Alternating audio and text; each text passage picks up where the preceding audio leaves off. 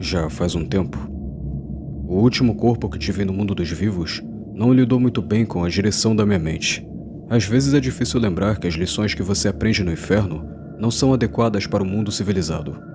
Quando o assassinato se torna uma parte normal da sua existência, você tende a continuar cometendo isso por hábito, sabe?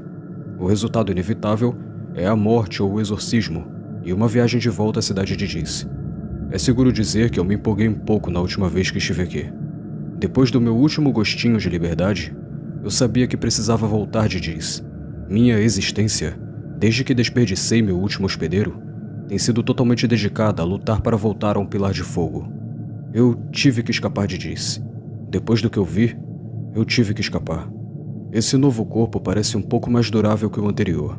Agora que eu tô de volta, vamos fazer outra viagem ao inferno.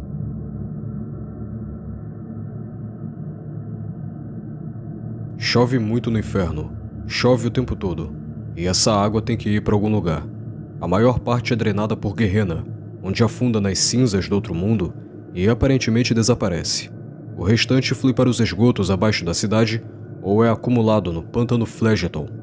Lembra que eu disse para você que é uma má ideia beber a água da chuva no inferno sem antes fervê-la? Bem, a água de Phlegethon vai te matar, não importa o que você faça com ela.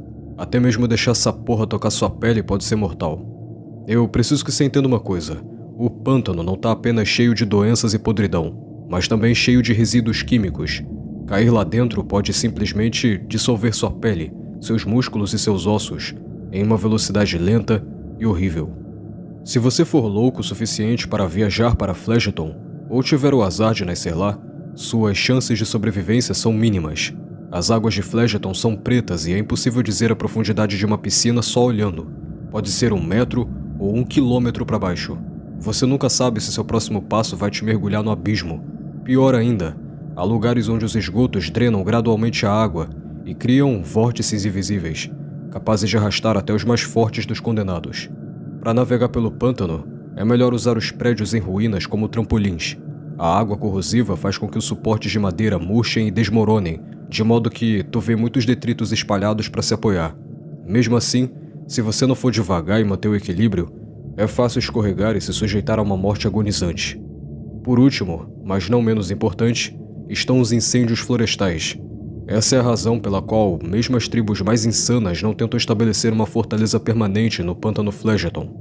Todos esses resíduos químicos e matéria em decomposição tornam um pântano extremamente volátil. Um raio ou acúmulo de gases pode resultar em explosões imensas que incendeiam a superfície de Phlegethon por quilômetros ao redor. Os incêndios florestais avançam rapidamente, e eu te garanto que tu não vai ultrapassar nenhum.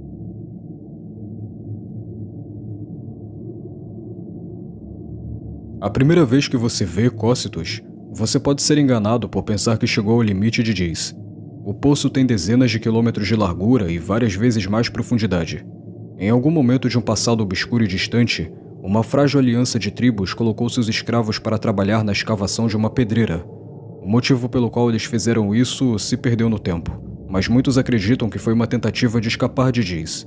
Talvez essas tribos esperassem que, se cavassem o suficiente, acabariam por abrir um túnel para sair do inferno. Na minha opinião, a resposta mais provável é que as tribos estavam à procura de recursos. Se isso for verdade, então a escavação foi um sucesso. Quilômetros abaixo da superfície, sob a rocha e a terra, existem cavernas cheias de veios de ferro e cobre. Tão longe no subsolo e protegido da chuva, é muito mais fácil criar um fogo quente o suficiente para fundir minério. O valor de tal posição não passou despercebido às tribos e essa aliança logo mostrou quão frágil era. Após uma breve, mas selvagem explosão de traição, os primeiros colonizadores de Cocytus praticamente se exterminaram. Desde então, a cava foi assentada e explorada inúmeras vezes.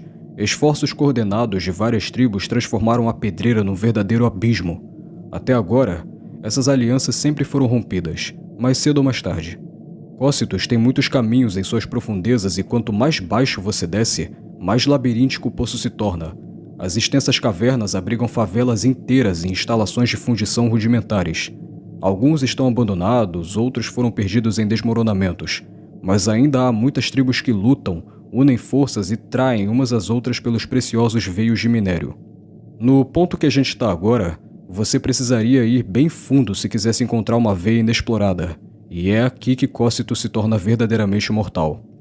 Qualquer um que pensasse que poderia ser capaz de sair do inferno ficaria profundamente desapontado quando descobrisse o que está nas profundezas.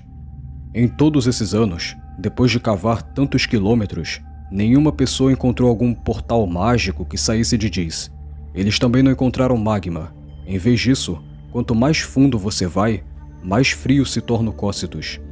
Eu nunca estive no fundo do poço. Disseram-me que lá embaixo o ar é frio o suficiente para congelar o sangue e estilhaçar a pele. Talvez isso seja verdade. Eu certamente poderia acreditar. Nas raras ocasiões que estive em Cocytus, sempre tive que voltar quando as paredes se tornaram mais gelo do que rocha e as passagens estreitas se tornaram uma armadilha mortal. Se você tiver muita gente para te ajudar a fazer isso, Cocytus ainda é um lugar valioso para se estabelecer. Apenas lembre-se de que, quando a fome, o frio e a ganância são seus companheiros constantes, nenhum dos condenados é confiável.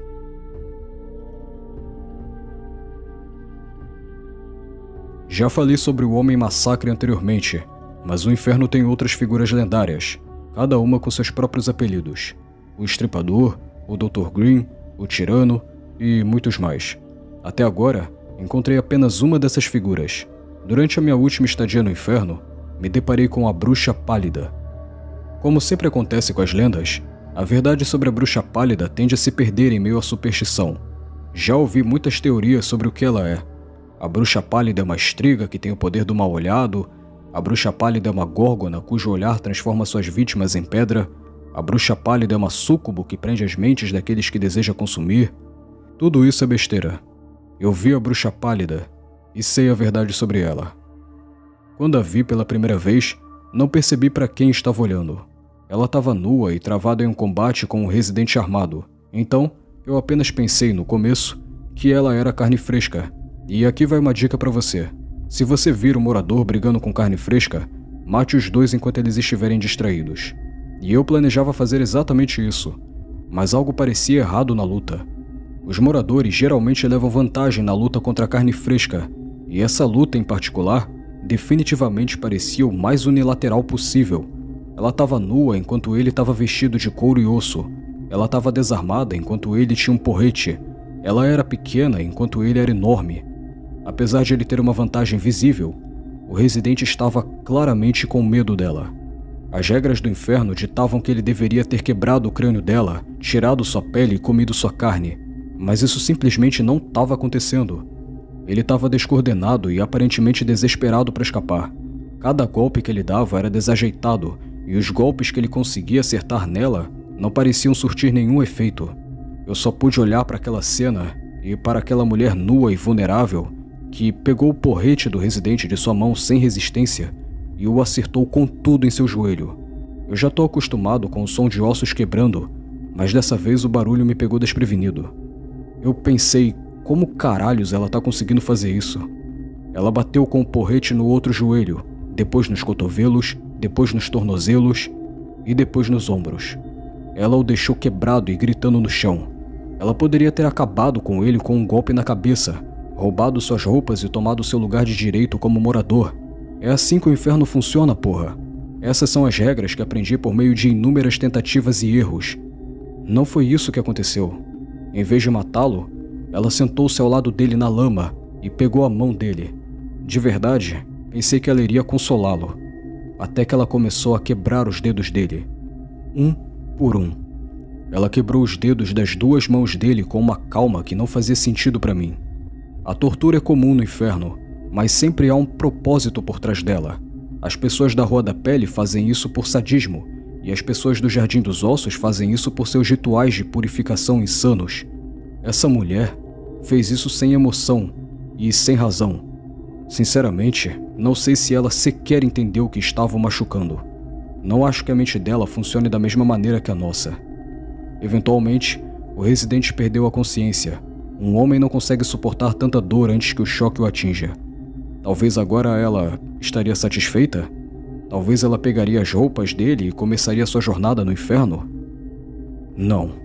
Ela se levantou, inclinou ligeiramente a cabeça e emitiu um ruído pela primeira vez. Não foi um grito de vitória, nem sequer um suspiro de alívio. Em vez disso, o som que ela fez nada mais foi do que um leve e confuso Era como se ela não conseguisse compreender por que seu brinquedo havia parado de se mover. Ela se levantou e se afastou dele, aparentemente contente em deixá-lo vivo, inconsciente e aleijado no chão. Ela ficou com o porrete, mas não levou as roupas dele. O frio e a chuva não pareciam incomodá-la. Então, ela olhou para mim. Naquele instante, eu sabia que estava olhando para a bruxa pálida. Olhei nos olhos dela e não consegui me mexer. Eu entendi o que ela era imediatamente e o terror absoluto disso me congelou. A bruxa pálida não é uma estriga, ela não é uma górgona e não é uma súcubo. A bruxa pálida é um cambion. É difícil colocar em palavras exatamente o quão paralisante é a visão de um cambion. Aquele rosto perfeitamente sereno e aqueles olhos mortos e arregalados simplesmente não pertencem a um corpo que de outra forma seria humano. Foi como olhar para o rosto de um manequim e saber que ele está olhando para você de volta. Ela deu um passo estranho em minha direção e vi que sua perna direita estava quebrada. Parecia que a briga com o morador a havia machucado afinal. Ela simplesmente não percebeu. Ela tentou andar normalmente, sem perceber que uma de suas pernas tinha a porra de uma articulação extra. Eu não me importo com o quão brabo você pensa que é. Ninguém deveria ser capaz de colocar todo o seu peso em uma perna quebrada sem sequer estremecer. Ela se aproximou. Seu movimento de zumbi diminuiu gradualmente a distância entre nós enquanto eu olhava para ela.